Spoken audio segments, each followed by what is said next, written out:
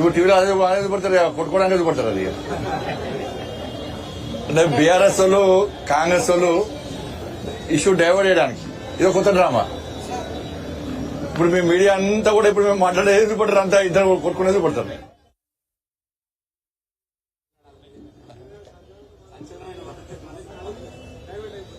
ఇక మీకు అదే సంచలనం ఇవ్వాలి.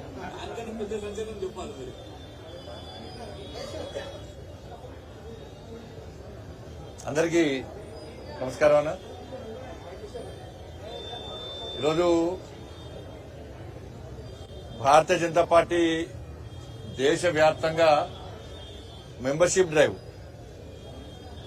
చేస్తున్న సందర్భంలో ఈరోజు ఈ డివిజన్ రావడం జరిగింది.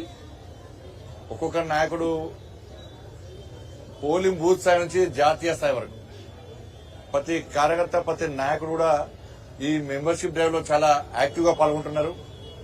ముఖ్యంగా తెలంగాణ రాష్ట్రంలో కిషన్ రెడ్డి గారి నేతృత్వంలో సాగుతున్నటువంటి ఈ మెంబర్షిప్ డ్రైవ్ చాలా బ్రహ్మాండంగా సాగుతున్నది. ప్రజల నుంచి మంచి స్పందన వస్తున్నది. మీరే చూసిన ప్రజలే స్వచ్ఛందంగా మమ్మల్ని పిలిపించుకొని మెంబర్షిప్ చేసే పరిస్థితి తెలంగాణ రాష్ట్రంలో ఉంది.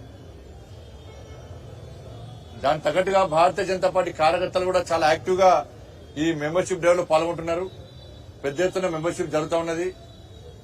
ఇలా ఇతర పార్టీలకు భారతీయ జనతా పార్టీ కూడా తేడాను గుర్తించి ఈ తెలంగాణ రాష్ట్రంలో రాబోయే రోజుల్లో ఏర్పడేది భారతీయ జనతా పార్టీ ప్రభుత్వమే అని చెప్పి ప్రజల విశ్వాసం, నమ్మకం ఏర్పడ్డది. కాబట్టి ఇలా వాళ్ళే స్వచ్ఛందంగా వచ్చి మెంబర్షిప్ చేసుకుంటున్న విషయాన్ని ఇలా మనం చూస్తాం. తెలంగాణ రాష్ట్ర వ్యాప్తంగా జరుగుతున్నది.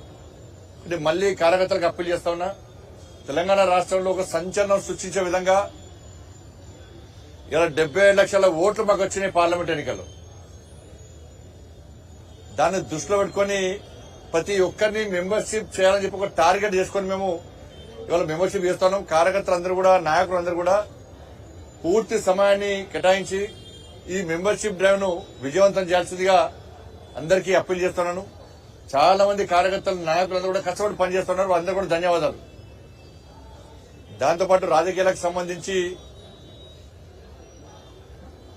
ఈ నెల 17వ తారీఖు నాడు తెలంగాణ విమోచన దినోత్సవం. ఇక సేమ్ కేసీఆరే బీఆర్ఎస్ పాలన ఎట్లుందో కాంగ్రెస్ పాలన ఎట్లున్నది. కాంగ్రెస్ పార్టీ అధికారం రాకముందు విమోచన దినోత్సవం అన్నారు. అప్పుడు కేసీఆర్ కూడా విమోచన దినోత్సవం అన్నాడు. కేసీఆర్ వచ్చినాక ఏం చేసిండు? విమోచన దినోత్సవం అన్ని పోయినాయి. ఇప్పుడు కాంగ్రెస్ పార్టీ అధికారంలోకి వచ్చింది. కాంగ్రెస్ పార్టీ అధికారంలోకి వచ్చాక మళ్ళీ ఏమంటున్నారు? ప్రజాపాలన దినోత్సవం అన్నమాట. అంటే ఇన్ని రోజులు ప్రజాపాలన కాకుండా ఏం పాలన చేశారు? మరి ఇన్ని రోజులు మీరు చేసిన పాలన ఏంది? ప్రజాపాలన దినోత్సవం పెట్టడానికి కారణం ఏంటి? ఇన్ని రోజులు మీరు పాలించేది ప్రజాపాలన కాదా? ప్రజాపాలన కాదనే ప్రజలు ఆలోచిస్తున్నారు. అందుకే ప్రజల ఆలోచన దృష్టిలో ఉంచుకునే ప్రజలు కాంగ్రెస్ పార్టీకి వ్యతిరేకంగా ఉన్న విషయాన్ని గుర్తించే ఇప్పటి నుంచి ప్రజాపాలన దినోత్సవంగా మీరు ప్రకటించుకున్నారు. వాస్తవం. ఇవాళ రైతులకు రుణమాఫీ చేస్తా అని చెప్పి, రైతు భరోసా ఇస్తా అని చెప్పి, బోనస్ ఇస్తా అని చెప్పి ఇవ్వకుండా, రుణమాఫీ సరిగా వేయకుండా రైతులను నడ్డి విరిచే విధంగా, రైతులు నట్టెట్లా ముంచే విధంగా చేయడమే ప్రజాపాలన. ఉద్యోగాలు నోటిఫికేషన్ ఇచ్చి నిరుద్యోగులకు ఉద్యోగ ఉపాధి అవకాశం కల్పిస్తా అని చెప్పి మోసం చేసడమే ప్రజాపాలన. ఉద్యోగులకు 5 డిఎల్ ఇస్తామన్నారు, పిఆర్సీ ప్రకటిస్తామన్నారు, ప్రమోషన్లు ఇస్తామన్నారు. అది ఇయ్యలే. ఇట్లా మోసం చేయడమేమి ప్రజాపాలన. ఇవాళ 6 గ్యారంటీలు ఇస్తా అని చెప్పి మోసం చేసి పట్టించుకోకుండా ప్రజల దృష్టి మళ్లించడానికి మీ నక్కచిత్తుల వేషాలు వేయడమే ప్రజాపాలన. అంతెందుకనగా కుక్కలు కడుతున్నాయి రోడ్డు మీద, కుక్కలు పసిపిల్లలను చంపుతున్నాయి, పెద్దోళ్ళని కడుతున్నాయి. ఇంకా కుక్కలు కూడా కంట్రోల్ చేయలేని పాలన మీ ప్రజాపాలన. చెప్పండి, ఏది ప్రజాపాలన అంటే?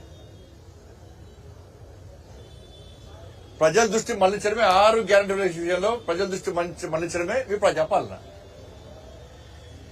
దాంతో హైడ్రామా, హైడ్రా పేరుతో హైడ్రామా. హైడ్రా పేరుతో హైడ్రామా. సాక్షాత్తు రాష్ట్ర ముఖ్యమంత్రి గారే అంటున్నారు, మీరు కూల్చుకుంటారా మనం కూల్చేయమంటారా? ముఖ్యమంత్రి స్థాయిలో మాట్లాడాల్సిన మాటలు కావు ఇవి.